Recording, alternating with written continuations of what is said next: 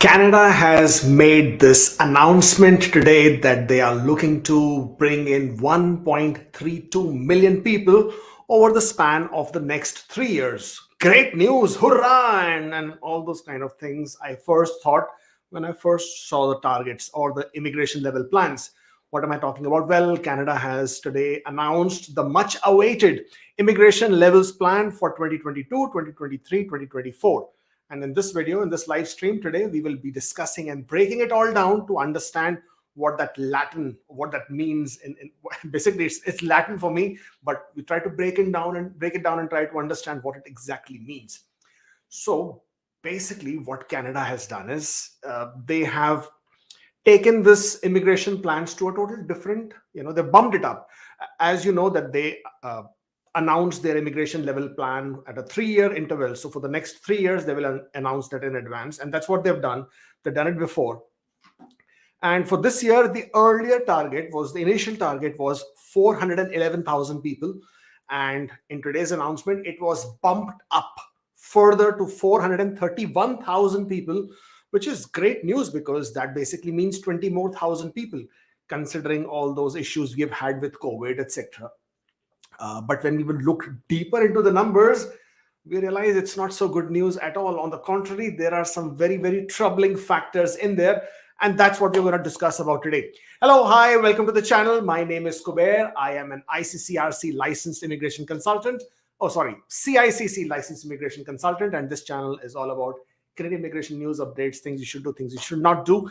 And as I said, today's video is about this. The immigration level plan that have been announced today. So basically on your screen, you have on the left-hand side, it says the new plan. And on the right-hand side, it says the old plan. So what is the difference? Basically, the old plan is the multiple year targets that were announced in November 2020. And this was for 2021, 2022, and 2023. So we can see here that the targets announced for 2022, this was the range, 411,000 with a low range of 320 and high range of 420. But today they made the announcements again, and then the target for 2022 has now become, 431,000 with a low target of 360 and a high target of 445. And as I said, if you were to look at it from the outsider's perspective, then these are pretty good numbers, right? So you have 431 on one side, which was earlier 411. But this is where I want you to stop and take a look at it again. What has it done? Well, what it has done is, let me just get this off. These were the federal high-skilled categories. Now, what is federal high-skilled categories? Federal high-skilled categories basically are your express entry, predominantly express entry, your Canadian experience class, your federal skilled workers, and your federal skilled trade categories. So in this plan, which was the old plan, you were supposed to bring in 110,500 people as your immigration target. But what have they done? And now the target has been reduced to 55,900 only. It has been reduced by 50%, which, to be very honest, is a big slash.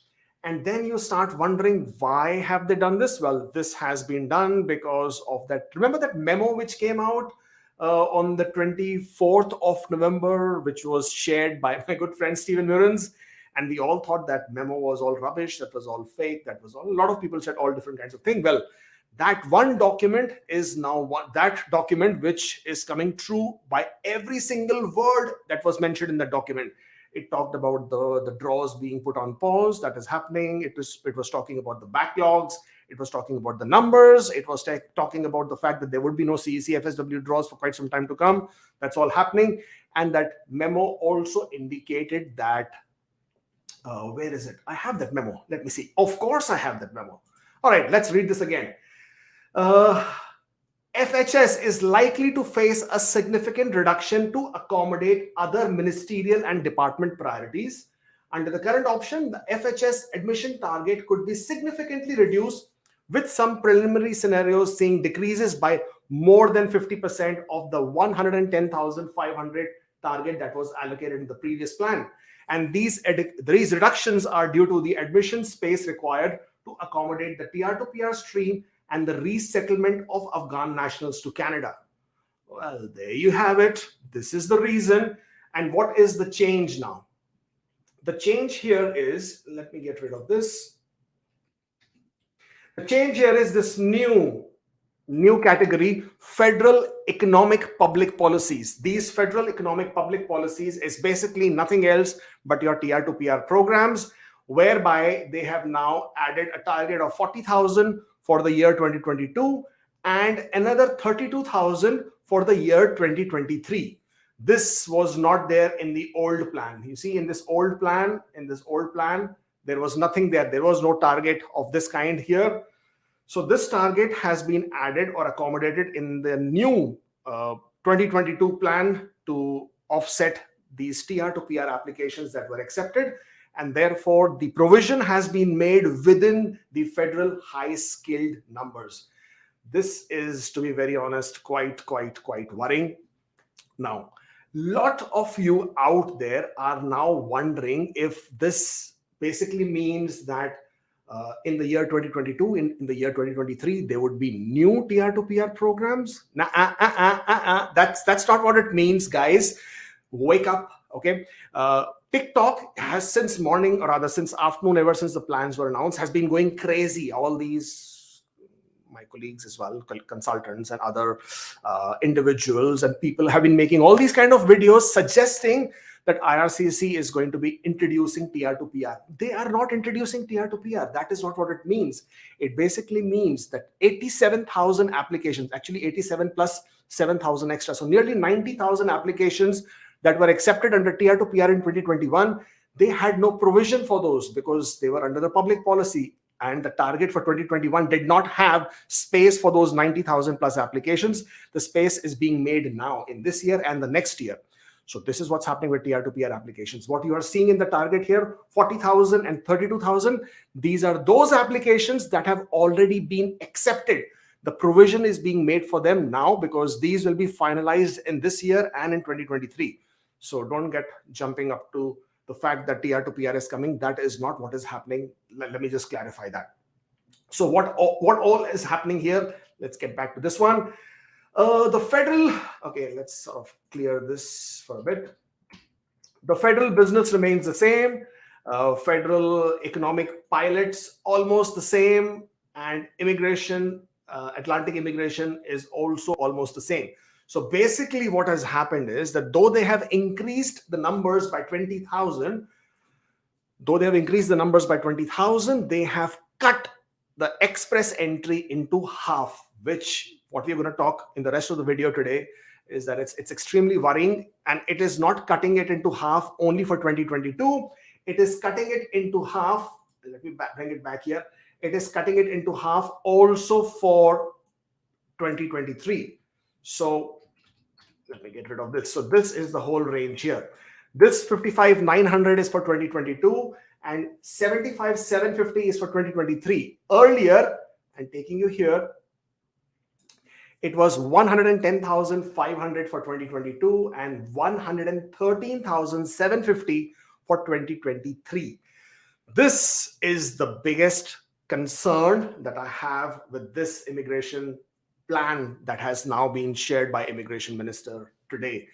What does it look like? Well, it is, as I said, it's looking quite worrying at this point of time. So what is express entry going to look like in 2022, 2023? I've already told you the numbers. The targets have been cut into half. Now, yes, there can always be changes. Yes, they can always, try and make some provisions, because at the end of the day, if I will bring you back here, there is a range. There is a range between 52,000 and 64,000.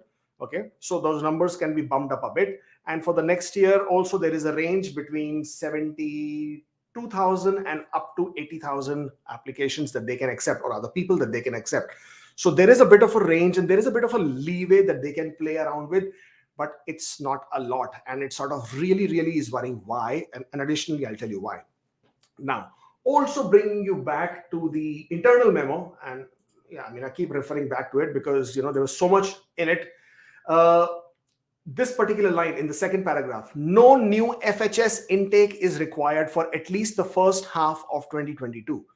Uh, because this memo has been so accurate in all its predictions, it's all its recommendation, you now have to absolutely consider that this is definitely happening because it was approved. Now, if there will be no FHS intake, federal high skilled intake, which basically means express entry intake for the first half of the year, it basically means for the next half of the year, the second half of the year, when the intake will indeed start, it probably is going to take in these 55,000 people that have been earmarked for this particular year's target, and these people will be landing by the time for okay. Let's take this as something that you can think about.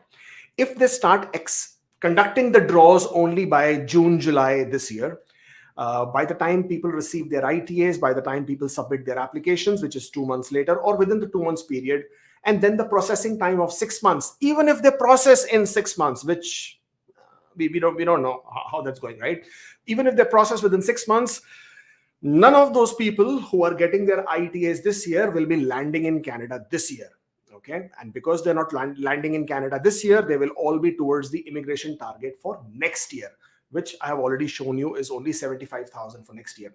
So this year, express entry, again, I will take you back to the memo because that is where it is all indicated. And I'm taking you back to the first part. I didn't mark that one. Yes. And this is where it says, at this time, the department projects that the inventory under the FHS stream at the end of 2021 will be more than sufficient to meet the admissions target next year under all of the scenarios currently under consideration in the 2022-2024 multi-year level plans. It's all here. It was all written. It was all available. We all saw it. We all read about it. And we knew this is, I mean, all of us, none of us actually wanted to believe this, but it is all here. So what they are telling you is, through this memo, is that they already have enough number of people in the pool, in the backlogs, and these people, when they will be cleared in the backlog, they will all go towards their targets for this year. Anybody who's receiving their invitations this year, which is probably going to be towards the second half of the year, will only become landed immigrants, will only go towards the quotas and targets towards 2023. This is what these numbers mean. This is what they are talking about. This should open up a lot of eyes. And they should also actually start ringing a lot of those alarm bells. Okay. And I will talk to you in a bit about that. So is TR to PR coming back? Well, no, it is not coming back. TR to PR, it was a one-time public policy decision that was made specifically because they had to meet their immigration target for 2021. Period. They made it very clear it's one time. They are not going to repeat it. But for some reason, there is a lot of speculation that people have that this will be repeated. They have no motivation. They have no reason to do it. They did it in 2021 because they were not able to achieve their target in 2020. So they had to take this huge, big stride, big steps in order to meet those targets for 2021 because they wanted to look good. It's a political agenda, right? At the end of the day, they have to keep that political face. They have to maintain that look to say, okay, hey, I achieved my target of 401,000 people. They knew the travel restrictions are there. They knew the COVID restrictions are there, and people will not be able to come to Canada, and they will not be able to finalize the applications. TR to PR was essential. It was critical. It was a brilliant stream that they created, but they do not have any reason to repeat it anymore. They don't. I've already just showed you the internal memo. It already tells you, first of all, there is nothing indicated that whether they want to repeat TR to PR. So if you're going to take that memo and sort of consider this as information which is really credible and something which you can rely upon, then there is no mention of TR to PR. So that is one thing. Number two, in the mandate letter that was given to Sean Fraser, Immigration Minister, there was no mention of TR to PR. The only mention was of expanding the pathways in express entry. Now, that is something which is still a question mark, because if they have reduced the number of people for express entry by half, where is the room to create more pathways within the express entry? That I do not have an answer to. I do not know what they're going to do with that mandate request, because I don't see them doing anything at this point of time, except that they restrict the draws again to either Canadian experience class, or they make it specific where they start picking up profiles from express entry with for people who are in Canada who have work experience, or for certain knock codes. Apart from that, I don't see much happening in express entry in terms of adhering to the mandate which said create or expand the pathways for international students and foreign workers who are in Canada. It's going to be very, very difficult. This year is already looking quite challenging going forward. Okay, let's talk about some other stuff here. What's happening in business immigration? And okay, let me just bring you. Sorry, let me just open the other screen here. Just give me one moment. Okay. Right. So these are the immigration levels plan for 2022-2023. Here in the federal business category, only 1,000 people. Only 1,000 people. I mean, so all those people who have applied under the business immigration. Now, what is business immigration here? I'm not referring to the entrepreneur stream under the provincial nominee program. I'm talking about business immigration, which is self-employed stream and startup visa. I know there are a lot of people out there who have been banking on startup visa. There are a lot of consultants who have been selling the startup visa program. Guys, there are more than 6,000 applications already in the pipeline, already being processed. And here, the annual quota for the federal business immigration for 2022, 2023, 2024 is only 3,500. So all those applications that are in the pipeline, they are not going to get processed anytime soon. So if you are one of those guys who is looking for startup visa, self-employed categories and the business immigration programs, guys, this is you have a long wait going forward. Okay, what else have we got here? Economic pilots, caregivers, agri, food, rural and northern immigration, economic mobility pathways. Okay, all these categories here, they have identified 10,250 for this year and 11,250 for next year. In this, again, there is another program which is yet to be announced, and that is the municipal nominee program. That is also part of the mandate letter that hasn't been announced yet. That is expected to be announced sometime during this year. That will also be included in this number of 10,250. Now, again, that program is also indicated to be a job offer or an employer-driven program, because that's what most of these pilot programs are. They are to meet the labor shortages. They are to meet the provincial level shortages of the labor market, and therefore these pilot programs are always going to be employer-driven, always going to be job-driven. What else have we got here? Okay, then we have the Atlantic Immigration Program. It was AIPP, Atlantic Immigration Pilot Program. It has now become a permanent program. So Atlantic Immigration Program, it used to be 5,000 quota. The quota has been increased to 6,250. And the biggest factor is here. Provincial nominee program has increased from 80,000 by the old plan is now 83,500. Well, if you have received a notification of interest from Ontario, from Alberta, from Saskatchewan, from BC, from Manitoba, from New Brunswick, whichever province, do not let it go. Do not treat it lightly. That is your ticket for this year and for next year. Hey, because I just showed you what the targets are looking like. So if you are looking to come to Canada, provincial nominee programs is something which you absolutely have to, just get into it. Get the whole focus in, understand what the programs are all about, and make sure if at all you're eligible, you qualify, you get there. I'll take a moment and talk about the Ontario Immigrant Nominee Program, OINP. Now, we all know, because there has been no all program draw, the upper cutoff is at 467 because they played in tandem with the all program draw, which was the last on 23rd of December 2020 with score of 468. So 1 point less, 467, that is the upper cutoff in Ontario. as of right now, if you are still on the edge, if you are still thinking, can I reduce my scores?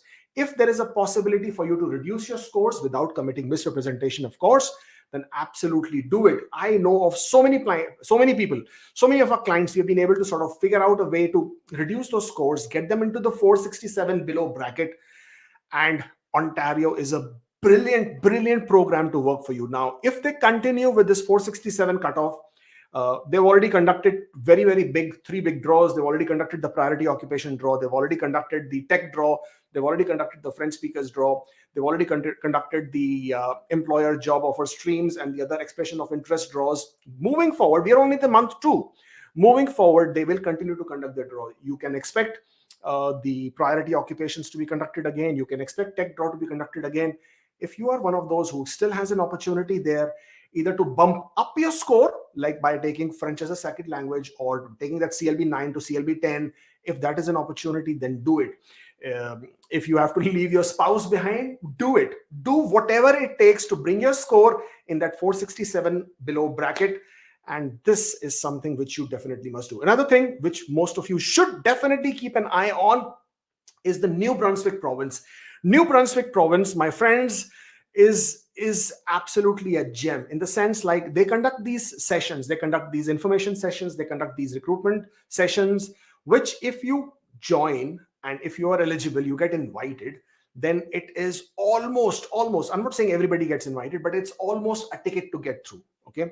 Another province that you need to keep an eye on is the Newfoundland and Labrador province. Now, last year they had introduced a new stream, new program where they invited a lot of IT and engineering occupations. This year, again, the eyes are on them. They haven't announced anything yet, but that is something you can definitely look at. From other provinces, then obviously there is Alberta, but Alberta never announces their occupations. So it's always a hit and a miss. But what are going to be your other options? That's what you're thinking right now. What should I do? What can I be doing? Well, French as a second language is a great option. Do not underestimate French, because again, let me take you to these plans, because that is where the key is.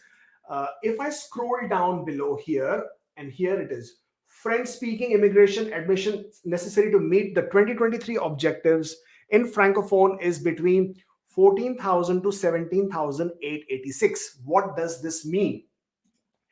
In addition to the Quebec immigration skilled programs, or the Quebec immigration program, whereby Quebec has their own set of immigration programs. It is not connected to provincial nominee programs. It is not connected to the other immigration targets. They have their own set of programs. And I think their target for this year is nearly, I think about 80,000 or something, right? So if you can get into the ARIMA, you can get to the Quebec immigration programs, then you should definitely do that. But in addition to that, and the point I'm trying to make is this: French as your second language, Canada intends to bring in nearly 4.5% as the Francophone. They need to increase that number. So Saskatchewan is already giving you 10 additional points in Saskatchewan's grid point if you have French as a second language. Ontario has French speakers stream if you can get into that. New Brunswick has this new strategic initiative for Francophones where they're inviting them to come for an exploratory visit. And then if it's all good, they will give them the notification of interest. And then more importantly, now Alberta has made it a requirement, not a requirement, but it's basically a factor point whereby if French is your first language, which you can change, even if you have a CLB 7 in French and you make it your first language, you can still get invited by Alberta, because now that is one of their criteria, one of their factor points by which they will give preference to profiles where the French is the first language. So do not underestimate the language. French by itself can add up to 62 points in your express entry. So your scores can really go up because what's going to happen with express entry, as you're saying, as and when the draws will start in the next half of the year, second half of the year, the scores are going to be really high, probably 500, definitely 500 plus.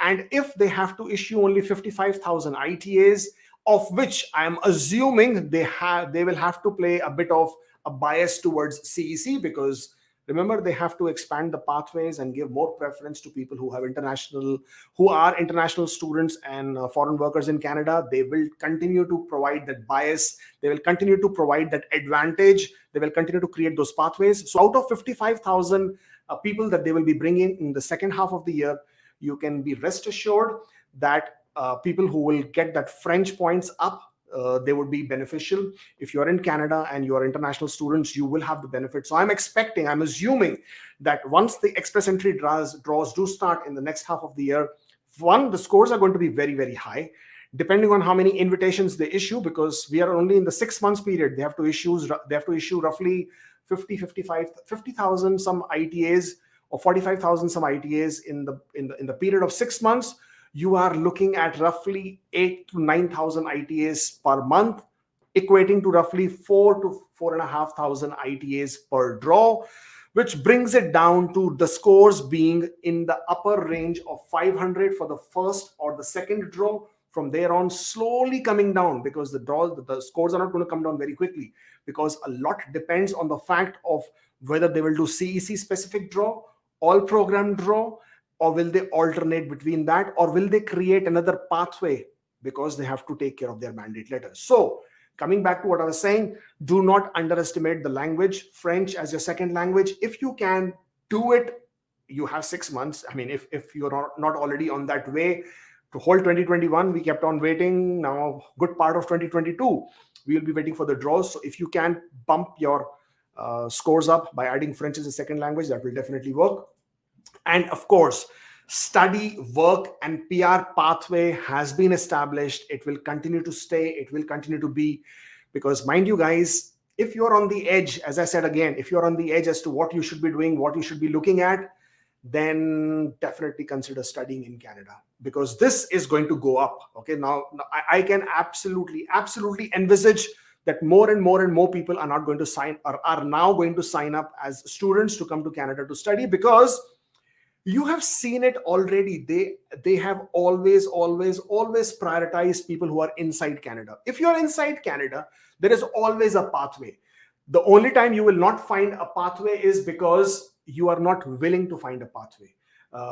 There are PNP. So you're a student in Canada, you get your work permit. There are so many PNP programs across the country. There is a CEC class, there are the PNP programs. You just cannot go wrong. Of course, there are pilot programs as well, depending on which community you are in, depending on which city you are in, depending on which region you are in. But there is your RNIPs, municipal nominee program, which will start. Atlantic Immigration Pilot, not pilot, Atlantic Immigration Program, provincial nominee programs, Canadian Experience Class. There is approximately between 80 to 100 different programs. You will definitely be able to get into something. So consider studying in Canada, if at all that is a possible viable option. If studying is not an option, if French is not an option, if PNP is not an option, well, then Canada doesn't seem to be an option at all at this point of time, at least not until the 2024, when express entry comes back into full force with their resumed targets of 100 and how much is it? 111,500. Again, not the best or the highest amount of target, but it will come back in 2024 to 111,500. As I said, not in full force, but they will come back with that target. So this is what it is looking like. Total economic immigration for this year is 241,850. As I said, the numbers are nice, the numbers look good, but you need to delve deeper into it to understand what it basically means. I have left out one category of people. Okay, family, class, and parents. That is another one which you need to look at. For this year, there has been no change. Family, spouses, partners, and children, the quota remains at 80. Then it will go to 81 next year, and then the 81 the year forward from there. But what has increased for this year is parents' sponsorship, parents, grandparents' sponsorship. It has now gone up to 25,000. So this is another one to look forward to. If you are a permanent resident in Canada, if you're a citizen in Canada, then obviously parent, grandparent sponsorship has always been a very, very big factor. Last year, they took 30,000 people. Before that, 10,000 because of COVID. And this year, the target is at 25,000. So this is something to look forward to. We don't really know at this point of time what the program is going to look like. Is it going to be the lottery system that they've done before? or they're going to change the program. That is something to keep an eye on. But 25,000 people, that is what we are looking at in terms of the parents, grandparents. The number of refugees that will be accepted has gone up to 76,545 for this year. It will come down to 74,000 the next year and come down further to 62,000, because this is where the additional numbers of Afghan refugees have been accommodated. Last year, the target was only 61,000, or rather the target, old plan target was 61,000. This year it has gone up to 76, and then 74, and then 62. As I said, this is to accommodate the additional 40,000 Afghan refugees that they have declared. In addition to that, they have also increased the number of the humanitarian and compassionate applications that they will accept. This, my friends, is this year's immigration plan for your review and reference. Now, amongst all this and amongst all this heated discussion that we have had about express entry, what will happen to the backlogs? Because that is always a big concern. A lot of people are wondering, are the backlogs included in these numbers? Well, yes, backlogs. First of all, there is no application which is being cancelled. No memo mentioned it, no indication of that. So none of the applications are getting cancelled. But all the applications that are in the backlog that are directly going to contribute to these targets for this year. I have already showed you the excerpt from the memo where it said that because they already have the inventory for this year, which can actually fulfill the entire target for this year. Therefore, anybody who they will be accepting as invitations that will be issued for this year, they will all get pushed for processing, or rather processing towards the end of the year, so that they can only come next year. This is basically how it's looking like. So backlogs, they are already being processed. You know it, I know it. A lot of people are getting PPRs. A lot of people are getting additional document requests, medical requests. They're all seeing a lot of movement in their application. You will continue to see that, because that is what was also indicated in the memo, saying that they will continue to process the backlogs so that they can then reduce their inventory, so that they can then resume the federal high-skilled draws towards the second half of the year. This is the immigration levels plan that we have been so anxiously waiting for. Today was the 14th of February, the Valentine's Day. I was hoping for a much more sweeter gift, but that was not to be. So when I actually first saw the headlines and I saw the actual immigration level plan, I was actually quite excited. I thought, okay, 20,000 more people. They are like really finally, waking up to the fact that there are more people out there. I think of this, the most affected or the worst affected are two categories of people, largely the federal skilled worker, category of people who have been anxiously waiting. I think their patience levels, salute to them, because they have patiently waited the good part of 2020 when the draws were alternating between Canadian experience class, then they were put on hold, federal skill were put on hold, and then again they resumed. And then the entire 2021, with every hope that next week will be the draw when they would be included, next week will be the draw when they'll be included. 2021 went, nothing happened. And then we have learned this year that they will be holding draws only by the mid of this year, which again means they are now all waiting for the mid of this year. And today's plans basically have dashed their hopes completely. I think that group of people is the most disappointed of what Canada has done to them in terms of their hopes. I was only hoping that somebody would have come out and said a bit more, clearly, or had communicated in a more transparent manner earlier, so that all those people who have been spending their money, who have been wasting their efforts, all this while waiting for these draws to resume, wouldn't have done that. But things are how they are. And second group of people, obviously, who are also equally disappointed at this point of time, because a lot of you are losing your status. And I'm talking about the Canadian experience class, or people who are inside Canada who also are now pinning their hopes on CEC draws. And as the scores were coming down, a lot of people were really excited to get an invitation there. And a lot of you are now losing status because there has been no CEC draws from 14th of September onwards. And if there will be no draw until the mid of this year, which is now becoming absolutely clear, then more and more people will continue to lose their status. So either they will leave Canada and go away, or they will be in Canada as visitors, basically cannot work, or they would have applied for extension and waiting for their implied status. in all circumstances, that leaves them in a lot of anxiety, puts them on a lot of tenterhook, and not knowing what tomorrow brings. So I feel for you guys. I feel for you, federal skilled workers. Feel for you, Canadian experience class. But this is what it is looking like. So 2022 for express entry, not so good. 2023 for express entry, not so good. I mean, yeah, good isn't better than 2022, but yeah, not really up there. Which basically means in its entirety, the scores, express entry scores moving forward, are going to be really, really, really high. So if you are in the 460s, forget it. If you are in the 470s, it's you've got to wait and watch. Low 470s, yeah, doesn't look likely at this point of time. High 470s, possible, but we got to wait and watch when the draws will resume and what is the size of the invitations that they issue each draw. Are they going to do all program? Are they going to alternate between CEC and federal skilled worker?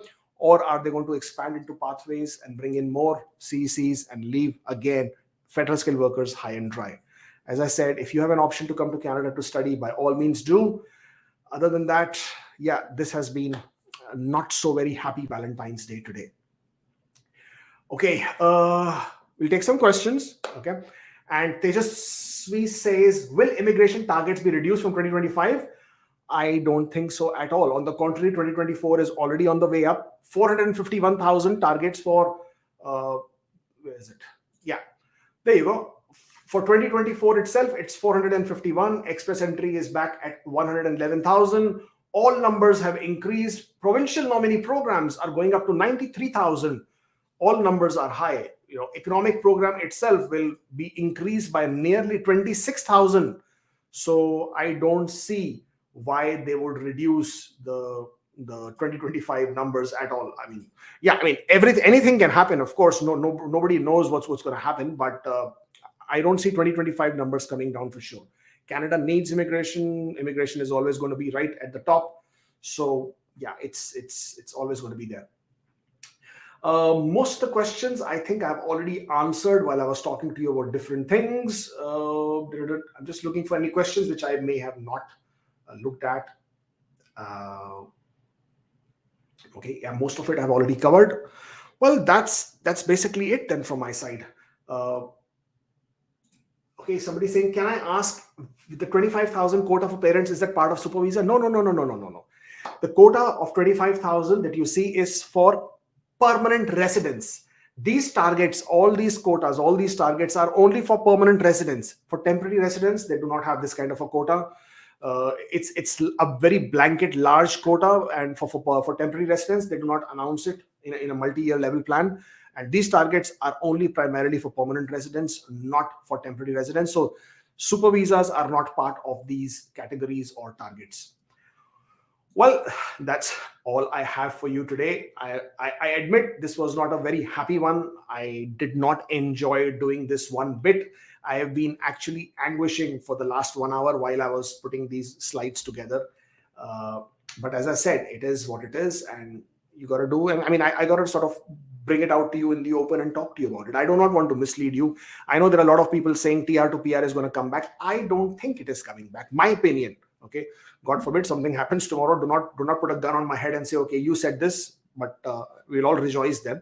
But I do not see that happening at all. The numbers of TR2PR that are being indicated are only to accommodate the applications that will be processed this year and next year. Yeah, if there is anything in express entry, that will be the expansion of pathways as is being spoken about. Scores are going to be high. If you have other options, definitely look at it and see what you can do. PNPs, don't let them go. I know a lot of people make a lot of mistakes, especially with Alberta PNP, because with Alberta PNP, if you make a mistake and if your application is rejected, then there is no getting your nomination back. If with Saskatchewan, with Ontario, if for whatever reason your application gets rejected, you can recreate your express entry profile. You can go back to the province, ask them to give you the nomination or extend the nomination with your new express entry profile. And in most cases, the provinces are nice. They will do it, but not Alberta. So if you're an Alberta nominee, don't make that mistake. Make sure your application, you go through it thoroughly, diligently, and file it. But yes, that's all I have for you guys today. As I said, not a happy video to make today, but as I said, I had to discuss what I had to discuss. So thank you so much. Thank you for joining in. Have a good night, and I will see you next time. Stay safe.